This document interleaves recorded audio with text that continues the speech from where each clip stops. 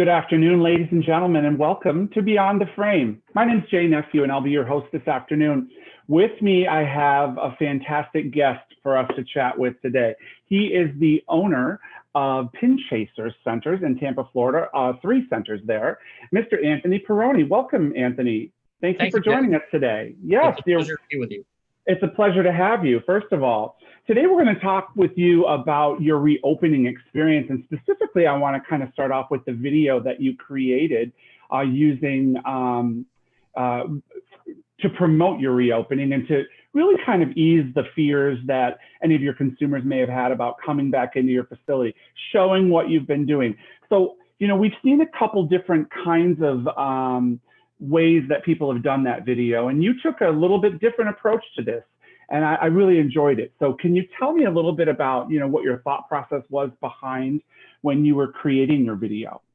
Sure.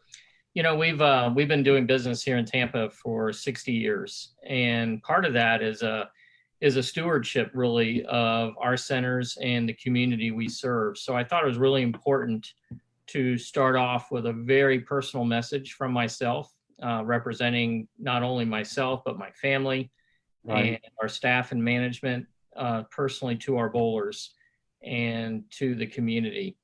You know, the last 60 days plus have brought all kinds of fear and confusion and heartbreak and loss and hope too for a better time. So I wanted to make sure that our bowlers and our community understood that we empathize with them, that all of these experiences were, you know, happening to us at the same time, and that there was, you know, a light at the end of the tunnel. So the video that you're speaking of was, you know, really a culmination of weekly correspondence since the time we closed. And actually a little before we closed, because we were, you know, monitoring and changing policy almost on a daily basis for 3 days before we closed on March 16th. So it was, you know, those weekly communications were all written and put out through our social media and email and website. But then as we were closer and had a certainty that we would be able to open on May 15th, we felt that it was really important to get in front of our bowlers and with a very personal message from myself representing, you know, all of our constituency in terms of family and staff. So it was something that, you know, I'm glad it was well received. We had well over 60,000 people view it. Nice. That's a really good reach right there. Yeah, let me qualify that. We had well over 60,000 on our reach, and there were over 10,000 views.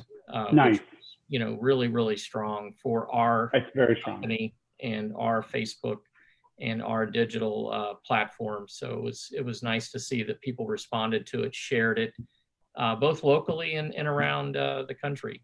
Well, we featured your video on our Beyond the Frame forum page, and if you scroll down from our interview now, you can watch that video if you haven't had a chance to look at it yet. What has been some of the customer feedback you've received on the video? I think, you know, first and foremost, customers were extremely gratified to know that from the very beginning of this ordeal that we did not terminate, lay off, or furlough any employees. That's very nice. It was really important, you know, as long as we could, that we were to keep everyone on staff and to keep them, you know, not just worried about their health, but not having to worry about their jobs as well. I thought that was something really important to do at the time. And obviously none of us can look into the future and see what the long-term hold is, but we're, you know, customers really responded to that. And from day one, so from the very first communications, and to that video since, people have been extremely gratified to know that we've kept our people employed and that was important to our customer base. Great. I mean, that sends a positive message back to your customer base that you care about your employees enough that you want to employ them. You want to make sure that they have one less stress to worry about as long as you can, but also that, you know, you're working towards this environment that's going to allow the regular customers to get back in the door and forget about life for an hour or two of their day and enjoy themselves. So, Yes. you know, that's, and doing it in such a fashion, if you watch your video, you show, you know, you're practicing the social distancing, you're wearing your masks, you're delivering the food with contactless type environment, so that it's there. Like you're showing all the positives, I should say, you know, that everybody else is doing. Now let's talk about so safety. You know, before we leave that subject, you know, on the heels of them being very complimentary of how we treated our staff, you know, that safety for our staff and our guests was kind of the next thing that people really remarked on. And I have not had one negative comment. I've had a few comments over, you know, the last 2 weeks on, hey, I'm not ready yet and we won't be there. And I think that was the lasting message we had is that we'll be here when you're ready. And whatever your comfort level is with your environment and being out and about and coming back into the bowling center, you know, we're okay with that. And we encourage you to be comfortable and to feel safe before you come. Yeah, you have to feel comfortable going out into the world before, you know, before you ask them to come. And that's the right thing to say right off the bat. When you're ready, we're going to be here for you. So that's important. Speaking of being ready, so you opened you said 2 weeks and a weekend ago. So in 2.5 weeks, we'll call it that. And I asked you a little bit when we first got on the call before we started broadcasting, I asked you what, you know, has the response and the revenue been what you expected? Why don't you tell everybody else what your answer was to that? So our management team, our executive management team, we all had various opinions of what to expect, and we have settled in on about a real kind of average of what we expected. So I was kind of on the low side, and we've exceeded my expectations, that's okay. And ultimately, and it changes every day almost. So we went through the first 5 days, averaging about 30% of our normal income for this period of the year. We're coming into our biggest season. So summer, from Memorial Day to Labor Day, is really the focus of our entire year, and it's the biggest season that we have and has been for 15 plus years. And so we're coming into our biggest season, and we started off around 30% of income, and in the last 5 days we've eclipsed 40%, and then in the last few days we've been around 50% of our normal income. So. And then on Memorial Day, gratifying to know that it's building, and that our customer base's comfort level is continuing to build, and that we're and we're happy about that. Yeah, very happy about that. And am I incorrect in saying that on Memorial Day you hit your target? Is that true? 2 of our 3 locations exceeded last year's Memorial Day, which was very positive. In Florida, Memorial Day weekend is kind of a boom or bust kind of situation, and it's usually weather related. Right. And we were fortunate to have a rainy Memorial Day in 2 of the 3 locales, which made it a nice day for us. It's a little bit of a help, but let me tell you, that tells you where the mentality of the whole is going. They're getting more and more comfortable coming out after a couple of weeks and seeing how things are going. And the response has been such that you're at the same level of revenue that you had a year ago. So I would say that's a huge win in my book. I know in different parts of the country, they're opening up at different rates. Obviously, in Texas, we just got the okay to go back to bowling this past weekend. So, I know that Plano Super Bowl in Dallas, the date was... Jamie's raring to go. Yeah, Friday, whatever the date was on Friday, they were allowed to open. So on 12:01 on Thursday night, they started selling lanes online, and they sold 24, and they sold out of all they could sell, right at the minute they were ready to open. So it tells you people are chomping at the bit to get back to bowling. And the league bowlers and the diehards they're not going anywhere. They're just waiting. So the very avid fan that we have. Literally, there was 10 or 15, depending on the location, waiting on May 15th for us to open at 10 a.m. And, that's beautiful. that was very nice to see. It was very cathartic to have that kind of release for them and our staff, and to be in the building and to have lanes running and lanes turning on, besides regular maintenance we were doing over the last few months. So it was so exciting for those folks, and just exciting for staff to be working again and enjoying the environment. And it's what makes our industry special, and it's the relationships that you build over time. And so that was very nice to see then. And we all need to get back to a level of normalcy that we're comfortable with, so Absolutely. To be able to go back to work as an employee and engage with the public and enjoy yourself a little bit all day, I think that's a huge win in my book, at least. I want to say hi to a few people that have joined. We've got Beth Kemp on, Georgia, Jamie Bottomley, Linda Corbett, and Anthony Simonson. So welcome to you guys that are watching out there. If you have a question for Anthony Perrone, just type it in the chat box, and I'll be sure to pass it on, and we'll get his answer to that question. So reopening has gone as expected, pretty much, and you've actually been a little bit busier than expected. That's good. What does your future look like from here? How do you envision ramping back up to full speed, shall we say? Well, this week is important for us. One of the 3 centers is on target to start, leagues this week. So, and that was planned beforehand. Our regular league schedule was planned to start this week, and fortunately, we were able to open in time to not delay that process. And so far in our polling and calling process and league marketing process, we've been pleased that we expect to be, within 85% of our normal summer league, which is very encouraging for that location specifically, because it's the most league dominant location that we have. So it's our smallest center. It's our 32-lane center, and it's still, close to a 50% league based business, which is, exceeds our Tampa locations. And, we're excited about that. The Tampa locations are building leagues this week, and we'll start bowling next week. And, we're hopeful to have a similar result there. I think the league base is what we're planning and what we planned as we open to rely on coming out of the gate.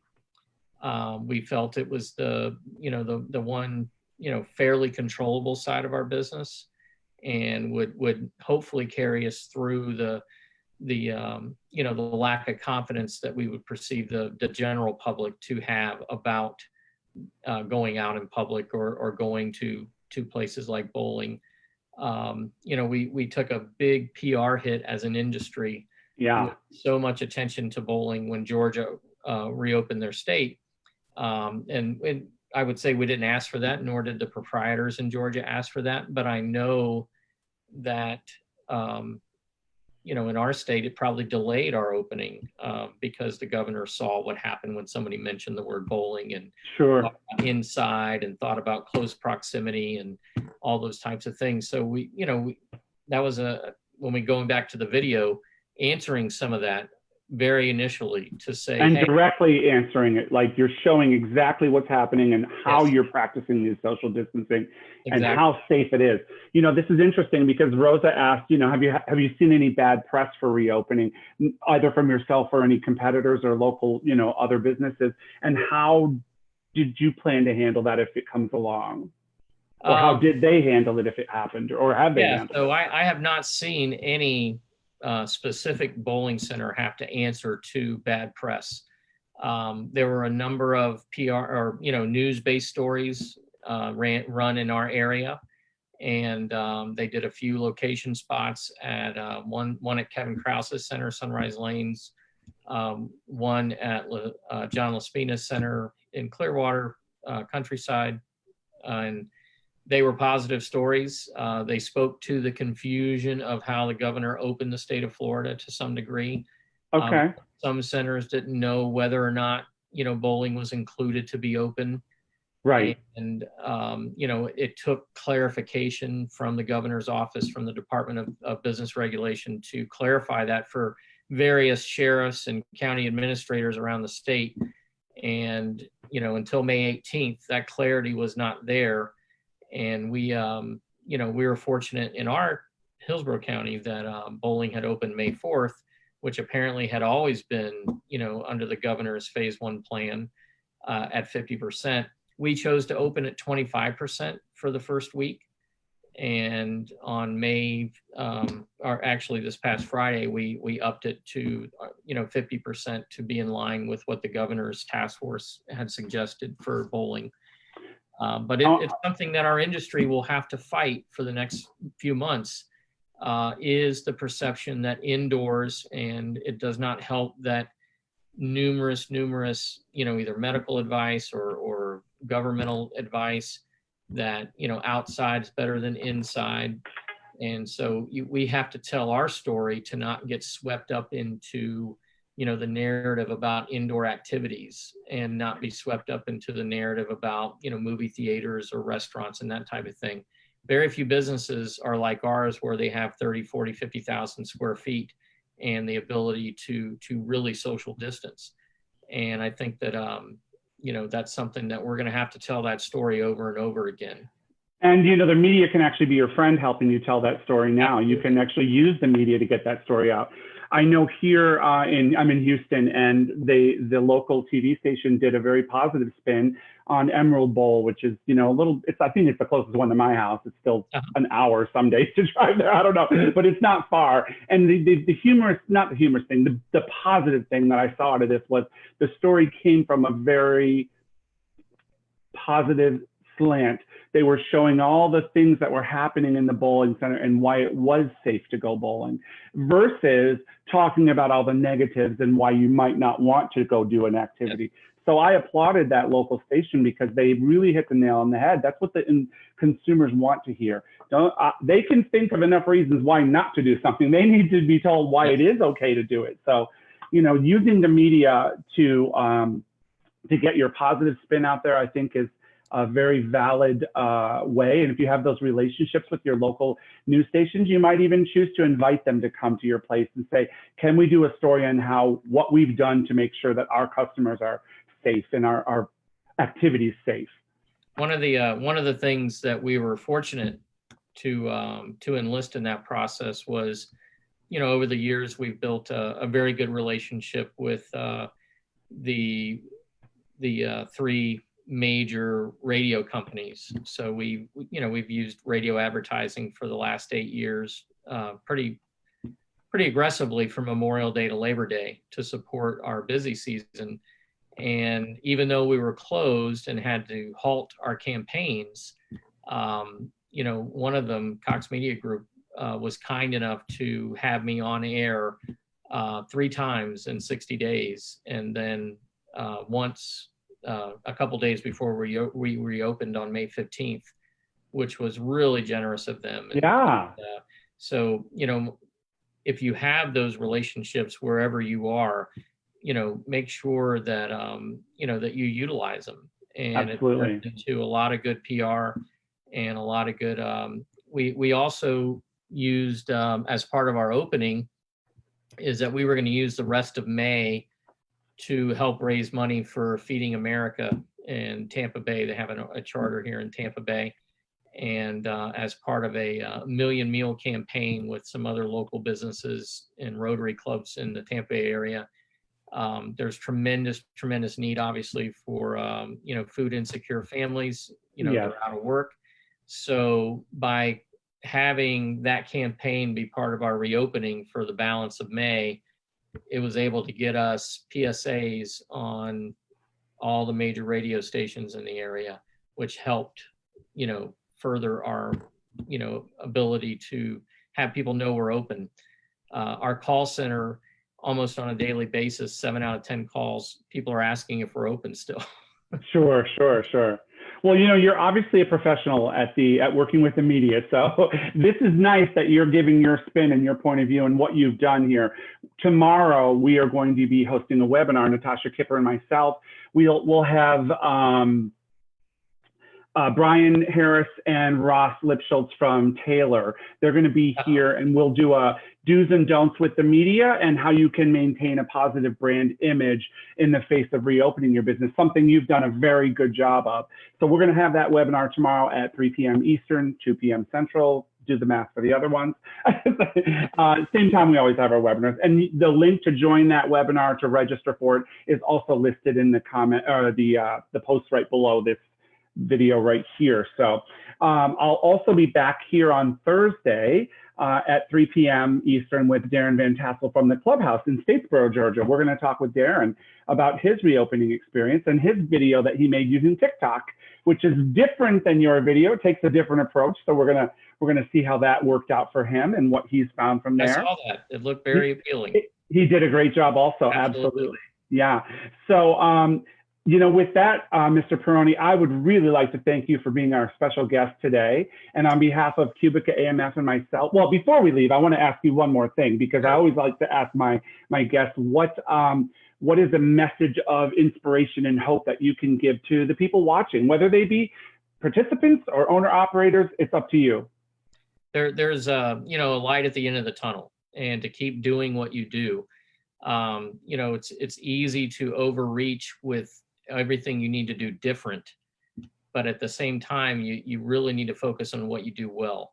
And this business is built on relationships, and people come to us because there's a very basic human intrinsic need to socialize and be with other people and to have a good time. That will not change. So, right. It will be very difficult, between now and the end of the year and maybe beyond. It's certainly not going to be our best year for our industry on any level, from a participation standpoint, from a business standpoint, from a supplier standpoint. But at the end of the day, staying true to who you are and doing the blocking and tackling and fundamental things that you do on a daily basis, which is taking care of people, is going to get you through.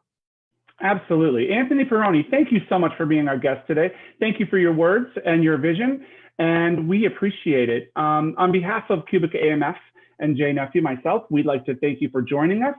Be sure to see if you're welcome. You're very welcome. Be sure to come back tomorrow for our webinar and on Thursday for the next Beyond the Frame. But until then, we want you to stay in the right frame of mind for you and your customers. Okay, guys, it's a pleasure. Have a nice day, Mr. Perrone. We'll see you soon. Thank you very much. Take care.